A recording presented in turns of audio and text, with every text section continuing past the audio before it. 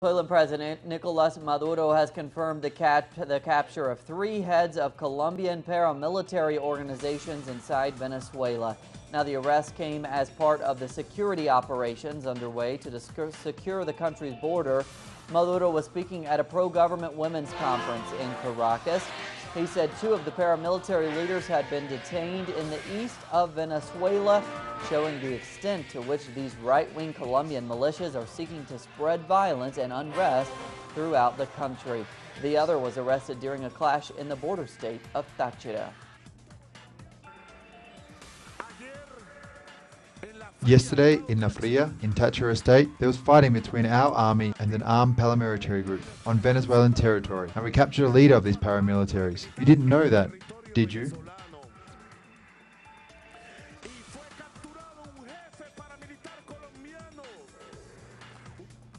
Venezuelan President Nicolas Maduro accused the paramilitaries and their backers, like former Colombian President Alvaro Uribe, of being behind the massive smuggling of subsidized fuel, food, and medicine out of Venezuela. And he made a clear distinction with the 5,600,000 ordinary Colombians who have left their homeland and have been welcomed here in Venezuela. This is a fight against hoarding, speculation, and reselling at a higher price. Who came up with this reselling?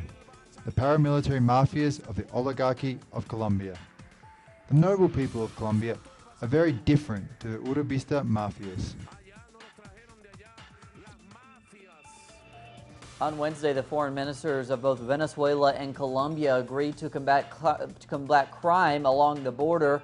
Delcy Rodriguez of Venezuela and Maria Angela Holguin of Colombia met in the Colombian city of Cartagena and announced their intention to develop a joint border security plan. Now, it follows Venezuela's decision to close a major border crossing in order to crack down on smuggling and other crimes committed by Colombian paramilitaries on Venezuelan territory.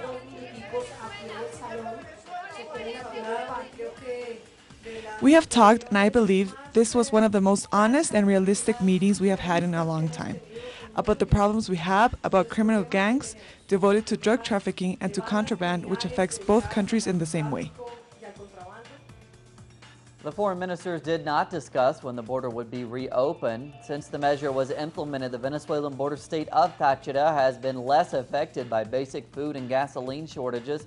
These goods were being massively smuggled into Colombia, especially the city of Cúcuta, where prices are hundreds of times higher. In contrast, Cúcuta is now facing shortages. Fortunately, we became accustomed to living off the contraband. We are used to the Venezuelan price of gas, and we only turn to Colombian gas stations when things like this happen.